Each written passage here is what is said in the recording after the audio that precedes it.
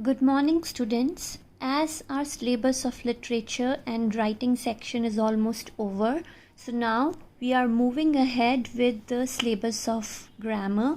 And here we have the first topic of the grammar, that is modals, which we are going to discuss today. So now, what are modals and why do we use them? Modals are, it's given in your book, you will underline this. Modals are the auxiliary verbs. Auxiliary verbs means helping verbs. Modals are helping verbs that help the main verb in expressing the degree of certainty of the action or the attitude or the mood or the point of view of the speaker. How? Now this is still confusing for you, that how do we talk about the certainty of action or the attitude or the mood or the point of view of the speaker. Like look at these examples. In example की help से आप बहुत easily समझ सकते हैं. Like Priya can sing well. Here can is the modal. See, I have circled it. Priya can sing well means Priya has the ability to sing well. So I am talking about, with the help of can, I am talking about Priya's ability to sing. Right? You may go now. by taking the help of may की help से I am giving you permission, right? So permitting someone to leave. To give you permission, I am making the use of may. I will come to your house tomorrow. I will come. When I say I will, जब मैंने will का use किया, it means I am talking about future plan. Then George must have gone to school today. अब मैंने जैसे he must का use किया, it means I am talking about certainty. Certainty means कि ये पक्का होने वाला है. जॉर्ज आज पक्का स्कूल जाएगा. So George must, with the help of must, I am talking about the certainty. The class ought to have started by now. Ought to, when I said ought to means I am talking about the probability, means chances are very strong that the class would have started by now. You need not worry. With the help of need, I am talking about the necessity, right? So these are some of the models. ये सब models हैं जिनको मैंने circle किया है. इनकी help से मैं डिफरेंट कंडीशंस के बारे में बात कर रही हूँ. आई am talking about ability, I am giving permission, I am discussing my future plan, I am showing the certainty, I am talking about the chances. Probability means chances, and I am also talking about the necessity. So these are the models which are used for so many purposes, like giving permission, taking permission, making request, talking about the ability, etc. अब वैसे अगर हम examples को पढ़ते हैं तो models appear to be very simple, very easy, और इसमें कुछ ज़्यादा समझने के लिए है भी नहीं. But it is confusing. Why it is confusing? Because one model can be used for various type of purposes. एक मॉडल को मल्टीपल पर्पसेस के लिए यूज़ किया जाता है, इसलिए कन्फ्यूजन थोड़ा सा बढ़ जाता है. Now here in this chapter in your book, many models have been discussed with you, and some of them are quite important and some of them are quite confusing.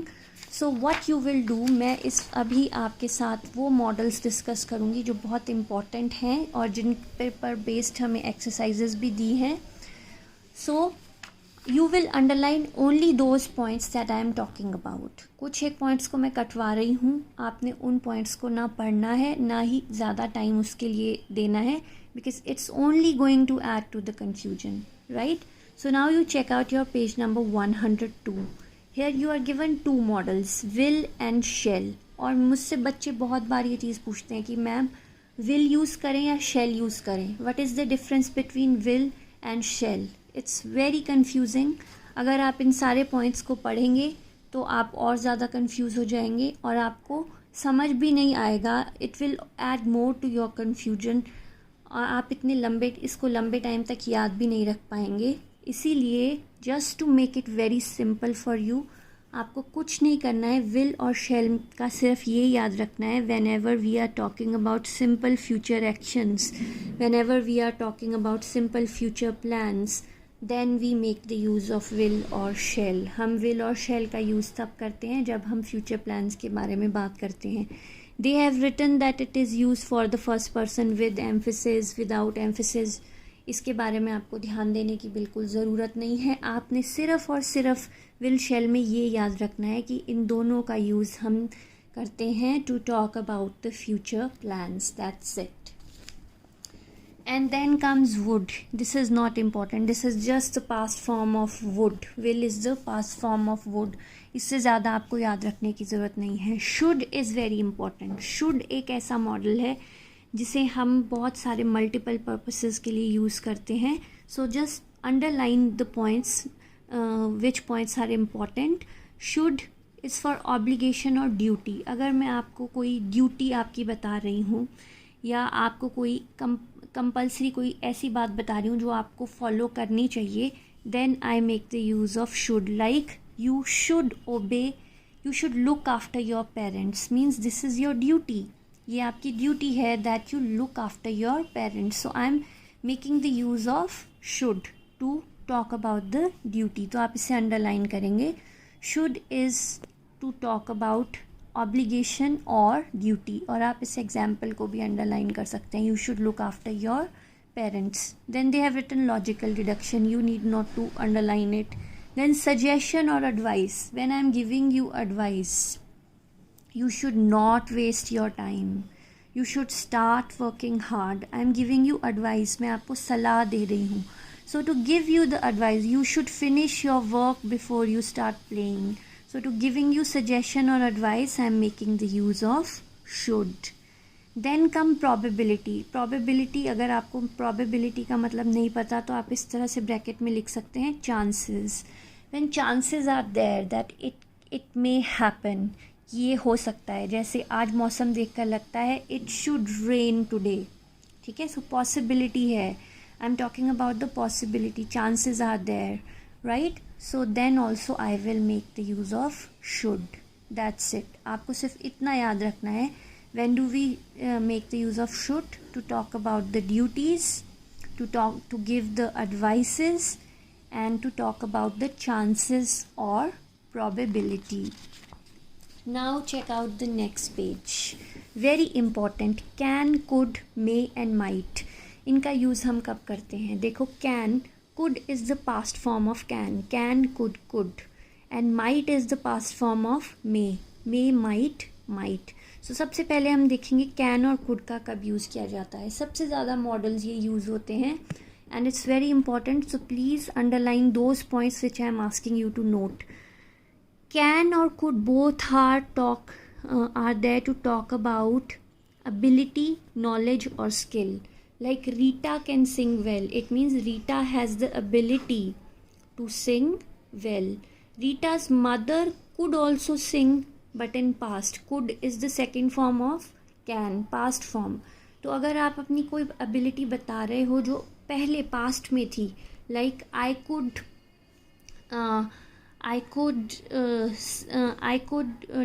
ride the bicycle when I was a child.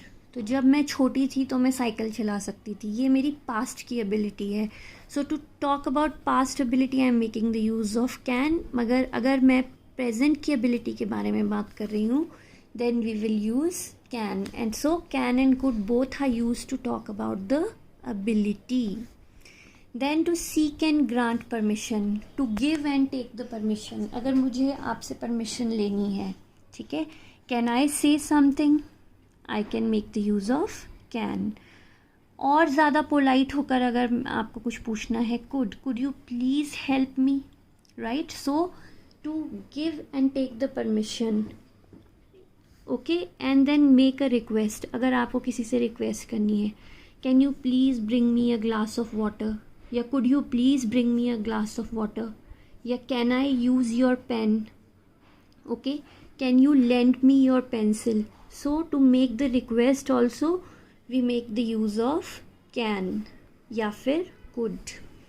And to make an offer और suggestion, अगर मैं आपको कोई offer दे रही हूँ, I can help you if you allow me, या फिर you could leave your application with me. So giving some offer and suggestion also we can make the use of can and could. तो मैं एक बार फिर से repeat कर रही हूँ. When do we make the use of can and could? When we are talking about ability, when we are giving or taking the permission, when we are making a request, or when we are giving or receiving an offer. All right, now may and might बहुत ज़्यादा can could की तरह है, और कई बार एक sentence में हमको चॉइस होती है, हम can और could भी यूज़ कर सकते हैं या may and might भी यूज़ कर सकते हैं. So let's see when we use may and might for chances के लिए. देखो मैंने आपको यहाँ पे बताया था, we also make the use of should. हम चांसेस के लिए शुड का यूज़ भी कर सकते हैं, जैसे इट शुड रेन टुडे, और हम चांसेस के लिए मे और माइट का यूज़ भी कर सकते हैं, like it may rain tonight. लेकिन फ़र्क क्या है, माइट तब हम यूज़ करेंगे when the possibility is very weak. ठीक है, लाइक मैं 2 सेंटेंसेस लिख रही हूँ, it may rain tonight and it might rain tonight. तो दोनों में का मतलब एक ही है कि आज बारिश हो सकती है, chances.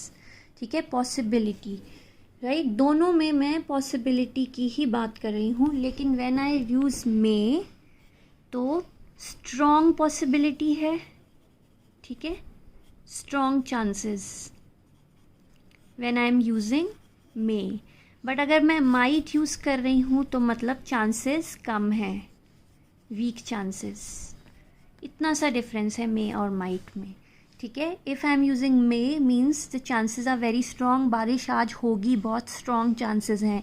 But if I say it might rain, मतलब हो भी सकती है, नहीं भी हो सकती है, चांसेस कम है, वीक चांसेस हैं, right. This is the only difference between may and might. Okay, chances, weak and strong chances. If the chances are strong then you will use may, if the chances are weak then you will use might. Now next is to seek and grant permission. तो अब देखिए, can और could को भी use कर सकते हैं आप to seek and grant the permission लेने और परमिशन देने के लिए, तो भी सही है. अगर आप मे का यूज़ कर रहे हैं तो भी सही है, जैसे you may start writing now या फिर you can start writing now, दोनों सही हैं. ठीक है, मे आई गो नाउ या फिर कैन आई गो नाउ, दोनों सही हैं. So to give and take permission either you can make the use of can and could या फिर आप यूज़ करेंगे may. Next is refusal to permission. If you are not giving permission, suppose मुझसे कोई पूछता है, ma'am may I go out, so I am not giving the permission, I will say no, you may not go out, right. So not to give the permission, then we also make the use of may. इन्होंने example दिया है, may I take a day's leave tomorrow, I am afraid you may not. wishes, hopes and prayers, ये तो आपको पता ही है. जब भी हमें किसी को विश करना है या किसी के लिए हम प्रेयर कर रहे हैं, then we use may God bless you, may his soul rest in peace, may peace prevail on this beautiful world, right. and then request, अगर आप कोई रिक्वेस्ट कर रहे हैं, आप कैन और कुड का यूज़ भी कर सकते हैं, आप मे का यूज़ भी कर सकते हैं. May I use your pencil, या फिर can I use your pencil, या could you please give me your pencil, right. अब हम देखेंगे when to make the use of very important modal must. Must काफ़ी ज़्यादा शुड की तरह है, ठीक है, लेकिन should is just there to give, पीछे पढ़ा था हमने, give suggestions and advice. Should का यूज़ हम सजेशन और एडवाइस के लिए करते हैं, लेकिन मस्ट का हम उन ड्यूटीज़ के लिए यूज़ करते हैं जो कंपलसरी हैं, right. For strong obligation like he must speak the truth means it's compulsory. I'm not giving you advice that you should speak the truth. I'm saying you must speak the truth means you have no other option. It's compulsion. So for strong obligations and compulsion, should or must में क्या फ़र्क है. should is just for suggestion, must is compulsory कि ये करना ही है, this is compulsory. या फिर necessity like India must make education available to all, मतलब इंडिया में बहुत ज़्यादा ज़रूरत है कि एजुकेशन हर सेक्शन के लोगों को प्रोवाइड की जाए. So for the necessity we make the use of must, and for compulsion you must not cheat in exam, मतलब ये कंपल्सरी है कि तुम चीटिंग नहीं कर सकते. ठीक है. You must come to school in school uniform means it's compulsory that you will wear the school uniform. Should is only for कि जब मैं आपको एडवाइस दे रही हूँ कि यू शुड वियर यूनिफॉर्म, कि अच्छा यही रहेगा कि तुम यूनिफॉर्म पहन के आओ, इट्स नॉट कंपल्सरी. बट अगर मैं कहती हूँ you must wear your school uniform means it's compulsory, you have no other choice. तो इतना सा डिफरेंस है between should and must. Then comes ought to. ought to must की तरह आप must की जगह ought to भी लगा सकते हैं. means you are talking about the moral duty like you ought to obey your parents, means it is your moral duty. ठीक है. तो आप should भी यूज़ कर सकते हैं, must भी यूज़ कर सकते हैं और ought to भी यूज़ कर सकते हैं when you are talking about your duty. should is also there to talk about the duties, right. And then ought to is for obligation like Nafisa ought to speak more carefully to her teacher, means this is her moral duty that she should talk politely to her teacher, right. So ought to and must are quite same. And then comes need. need means necessity. ठीक है. when something is necessary, to talk about that we make the use of need like need I write it on blackboard, need I bother about this problem, need I speak in English, क्या मुझे English बोलने की ज़रूरत है, क्या मुझे black board पे लिखने की ज़रूरत है, क्या मुझे इस प्रॉब्लम के बारे में ज़्यादा सोचने की ज़रूरत है. Necessity, right. So need is very much associated with the necessity. और dare means when you are challenging someone, जब हम चैलेंज करते हैं किसी को. ठीक है. Dare not talk to me in loud voice, मेरे सामने ज़्यादा ज़ोर से बोलने की हिम्मत मत करना. You are challenging someone, right. और dare you argue with me about this issue, कि इस बारे में मुझसे बहस करने की कोशिश मत करना. So when you are putting a challenge then you use either dare और dare not. When you are talking about need then we talk about need or need not. ठीक है. and when we are talking about moral compulsion then we use must या फिर must not, ought to or ought not, right. so these are the important models which are given in our book. आपको जितने भी ये models मैंने अभी discuss किए इनको अंडरलाइन करना है. इसके अलावा और कौन से मॉडल्स दिए हैं एक्स्ट्रा, ये सब कन्फ्यूजन क्रिएट करने के लिए है. So just leave them. आपसे एग्ज़ाम में भी जो मॉडल्स पूछे जाएंगे वो इन्हीं पर बेस्ड होंगे जो मैंने आपको ऑलरेडी अंडरलाइन करवाए और आज इस वीडियो में आपके साथ डिस्कस किए. Play this video twice wherever and read. और जब भी आप इनको समझ रहे हैं मॉडल्स को, साथ साथ एग्जाम्पल पढ़िए. एग्जाम्पल पढ़ने का सबसे बेस्ट फ़ायदा ये होता है that you are able to retain that concept for a longer time and you are able to understand the differences between the two grammatical terms.